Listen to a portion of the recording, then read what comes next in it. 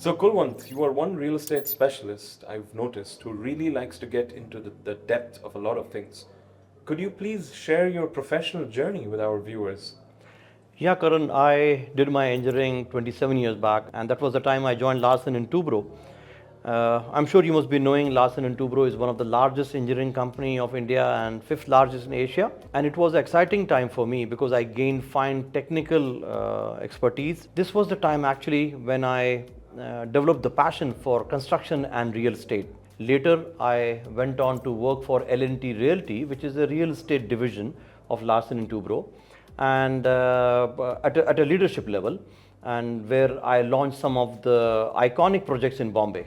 Interesting. So, what really inspired your shift from engineering into real estate? As an engineer, I was trained differently to see the buildings not just as a structure, but as a combination of design, efficiency, and safety. And that perspective made me curious about bigger picture, not just about building them, but about helping others to choose the best one.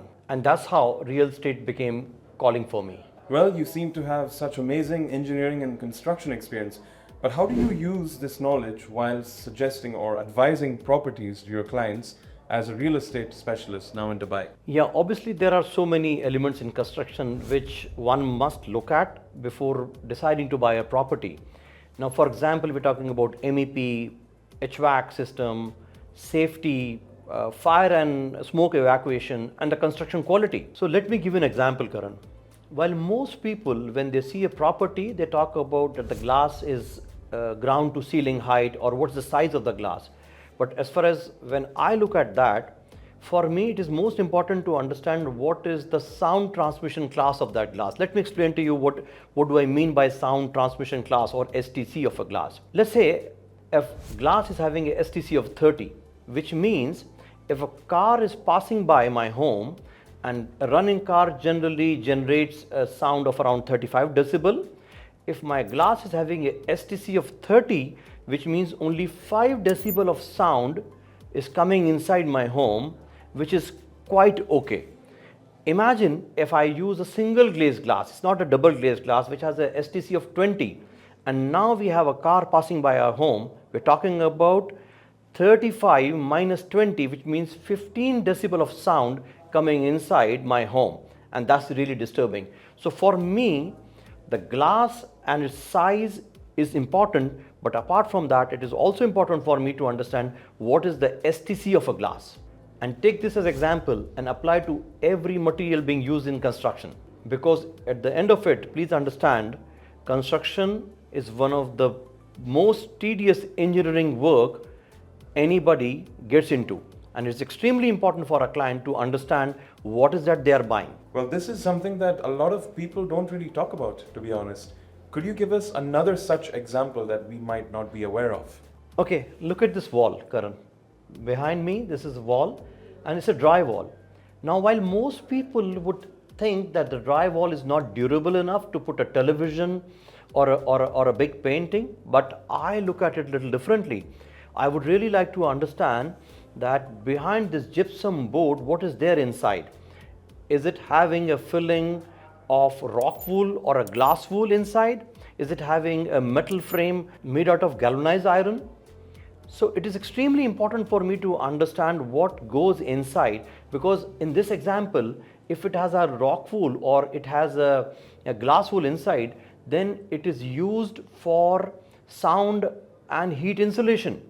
So I really would like to understand what goes inside and how it's going to be making my life easier. Well, that's pretty interesting, Kulwant. I'm sure a lot of viewers might not have even realized or knew about this, and I'm sure it would have benefited them a lot. Now, in terms of your story, we would like you to share a memorable client story which you were really happy about in retrospect. Well, Karan, a lot of them, but this is something very dear to my heart.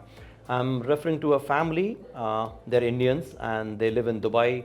Husband is a doctor, he's an orthopedic surgeon, and they wanted to buy the property. This was the first property they were planning to buy in Dubai, and they reached out to me. They were really scared about their decision, they were not sure what to do, and I gave them a townhouse. I really thank them for the trust and faith they had in me.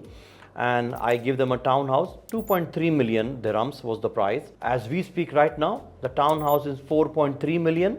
They bought in 2023. This year, the townhouse would be ready, and they have paid around 30% of the total value, which is around 700,000, 690,000.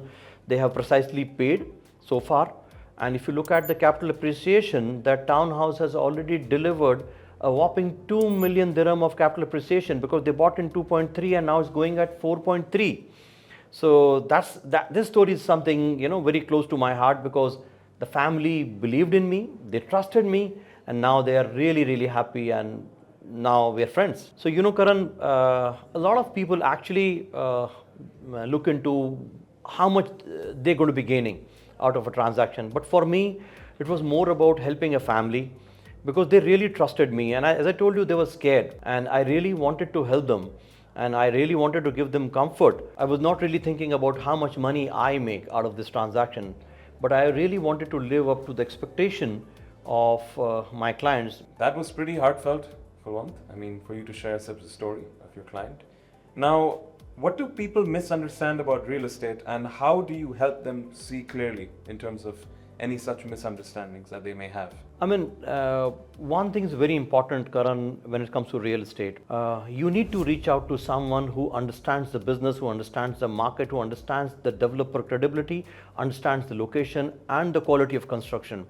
This business is not about taking a decision in haste. This business is about research, and many buyers focus on short-term gains. However, the biggest gain comes from well-planned long-term investment. So my job is to give them a complete picture: market trends, construction quality, legal compliance, and realistic returns. So they are not just buying a property, they are taking a well-informed, secure decision.